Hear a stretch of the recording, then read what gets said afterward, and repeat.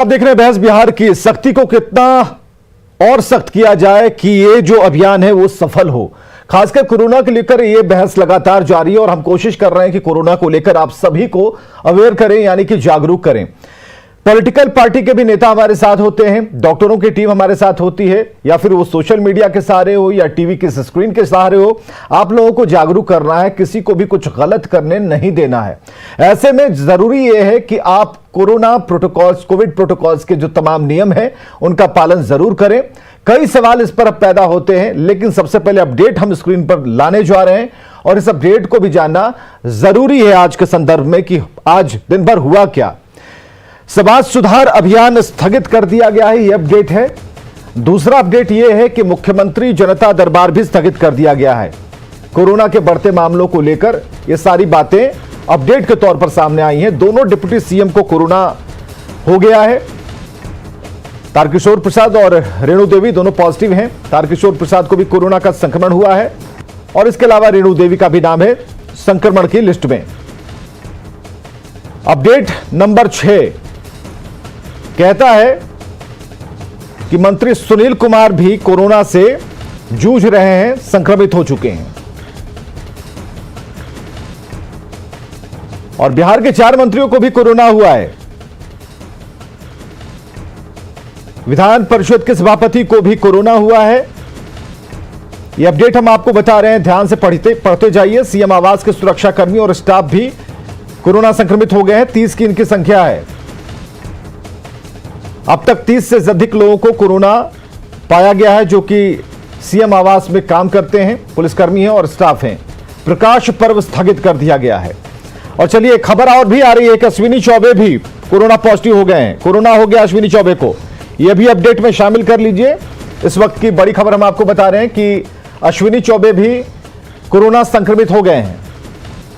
और हमारे साथ संजीव कर्मवीर प्रवक्ता कांग्रेस से हैं, विनोद शर्मा जी प्रवक्ता बीजेपी से, अभिषेक झा जी हैं प्रवक्ता जेडीयू से, चितरंजन गगन जी हैं आरजेडी प्रवक्ता हमारे साथ मौजूद हैं। बहुत बहुत स्वागत है सबका। और इस बहस को, चर्चा को शुरू किया जाए।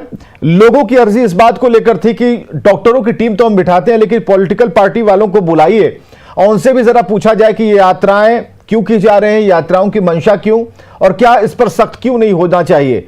भीड़ के लिए तमाम तरह की कानून की बातें होती हैं, नियम सिद्धांत की बात होती है, लेकिन जब पालन करने की बारी आती है तो नेताओं के चेहरे से मास्क क्यों गायब हो जाते हैं, सोशल डिस्टेंसिंग क्यों भूल जाते हैं। तो इन अपडेट के अलावा हम चर्चा जारी रखेंगे। सबसे पहले तो अभिषेक झा हमें बताएंगे कि ये जो फैसला है, फैसला तो सख्त है, लेकिन कई लोग अभिषेक ये भी पूछ रहे हैं कि इस ठंड के मौसम में नाइट कर्फ्यू का जो कंसेप्ट है वो कंसेप्ट कुछ समझ में नहीं आ रहा है। ऐसे ही ठंड में लोग कम निकलते हैं और टेम्परेचर काफी कम है। मेट्रोपॉलिटन सिटी तो है नहीं कि रात और दिन एक समान होते हैं। यहां पर 7-8 बजे के बाद जो ठंड के मौसम में हम देखते हैं, तो ये चीजें कितनी सफल होंगी। समय को थोड़ा सा अप, और जब अगले दिन का जो समय था उसे थोड़ा और डाउन किया जा सकता था, ऐसा नहीं हो पाया, तो लोग इस बात की डिमांड कर रहे हैं। बार हम लोग एक मुश्किल समय में हैं और कोविड जैसी महामारी का एक अलग सा रूप हम लोगों के सामने खड़ा है। सरकार ने सभी चीज़ों की समीक्षा की है, क्राइसिस मैनेजमेंट ग्रुप ने भी सभी चीज़ों की समीक्षा की है और उसके बाद एहतियात के तौर पर ये सारी पाबंदियां लगाई गई हैं, गाइडलाइंस भी जारी की गए हैं। लेकिन आप देख रहे हैं कि बीते 3-4 दिनों में ये जो संक्रमण का दर है वो लगातार बढ़ते जा रहा है। आम और खास में कोई अंतर नहीं है, हर कोई संक्रमित होता चला जा रहा है। तो निश्चित रूप से लोगों का सुझाव आ रहा है, एडवाइसेस आ रहा है प्रशासन तक और क्राइसिस मैनेजमेंट ग्रुप तक भी, आपके माध्यम से या अन्य माध्यमों से भी लोगों के जो सुझाव हैं वो पहुंच रहे हैं। और अभी तो आने वाले 2 हफ्तों के लिए इन पाबंदियों को लागू किया गया है, लेकिन जिस तरह से स्थिति भयावह हो रही है, संक्रमण का दर बढ़ रहा है, केसेस की संख्या बढ़ रही है, तो मुझे लगता है कि आने वाले समय में और भी चीज़ों को सख्त करना पड़ेगा। क्योंकि अभी से 10-15 दिनों पहले भी हम लोग जब डिबेट करते थे या बातचीत कर रहे थे, तो उस वक्त तक लग नहीं रहा था कि ये रफ्तार अचानक से इतनी बढ़ जाएगी। लेकिन जब रफ्तार बढ़ती है तो स्थिति की समीक्षा करते हुए, चूंकि संपूर्ण लॉकडाउन लगा देने से और भी समस्याएं उत्पन्न हो जाती हैं, हम लोगों ने पहले भी इस दौर को झेला है। लेकिन आज की तो वास्तविक और कड़वी सच्चाई यही है ना कि इस महामारी के साथ हमें जीना, चलना, रहना सीखना पड़ेगा। जीवन यापन भी आवश्यक है और लोगों की जानमाल की सुरक्षा भी अति आवश्यक है। तो उसी के मद्देनजर इन पाबंदियों को लगाया गया है। आने वाले समय में और भी समीक्षा होगी, लोगों के सुझाव भी लिए जाएंगे। चलिए अब जरा मिलाते हैं आपके इस वक्तव्य को जरा मिलाते हैं। क्या चित्तरंजन गगन जी संतुष्ट हैं सरकार के इस सख्ती वाले फैसले से? चित्तरंजन गगन जी, क्या जवाब है इसका? अगर आपके पास से अगर कोई सुझाव पूछा गया होता या हुआ होगा तो वो भी जरा बताइएगा।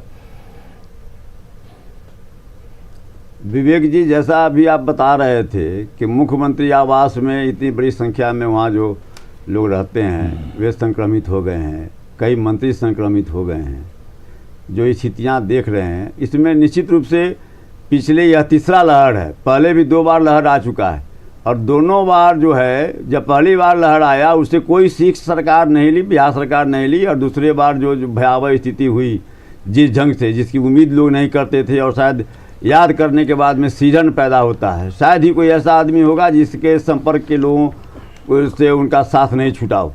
और उसके बावजूद भी ये तीसरी लहर आ रही है, तीसरी लहर आ गई है काफ़ी भयानक रूप से, लेकिन सरकार ने पिछले 2 लहरों से कोई सीख सबक नहीं लिया। 29 तारीख को मुख्यमंत्री जी कहते हैं अस्थिर रहिए अभिषेक जी, तुरंत अंगुली उठाने लायक हैं आप? आप बोल रहे थे, नहीं मैं तो उंगली रेस कर रहा हूँ, बोल रहा हूँ, आप शुरू कर दिए, उंगली उठाना शुरू कर दिए। अरे बिहार की जनता आप उंगली उठा रही है, शर्म कीजिए, मैं तो विरोध करूंगा ना भाई। बिहार की जनता आप उंगली उठा रही है। बात बोल लीजिए, मैं तो अपनी बात बोलूंगा ना। समय आएगा फिर आपसे पूछा जाएगा। आप बोल लीजिए, उंगली उठा रहे हैं, बिहार की जनता उंगली उठा रही है आपके तरफ। मैंने आपत्ति दर्ज की है। देखिए अभी स्थिति, आप जिस तरह से अभी चुनावी मार्केटिंग करने की कोशिश कर रहे हैं, चुनावी मार्केटिंग हो रहा है, अभी सब कंट्रोल में है। मुख्यमंत्री बोलते हैं कि तीसरा लहर आ रहा है, कंट्रोल में है सब कुछ।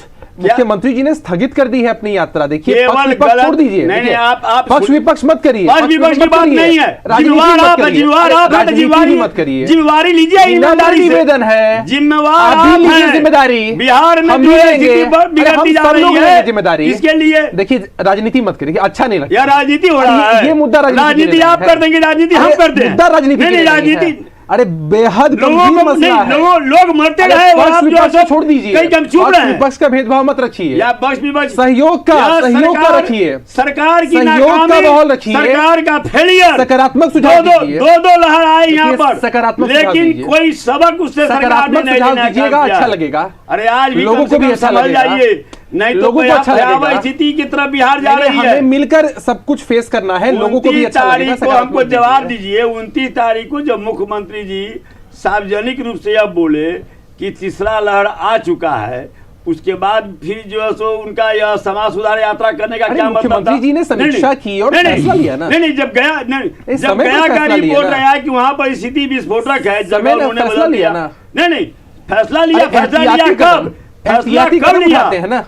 नहीं, फैसला कब लिया? इसी हिसाब से उठाए जाते हैं। नहीं, एहतियाती के तौर पर नहीं भाई, क्राइसिस मैनेजमेंट ग्रुप ने क्राइसिस के नाम पर केवल राजनीति करती रही है बिहार की सरकार और जनता दल और मुख्यमंत्री नहीं होता है।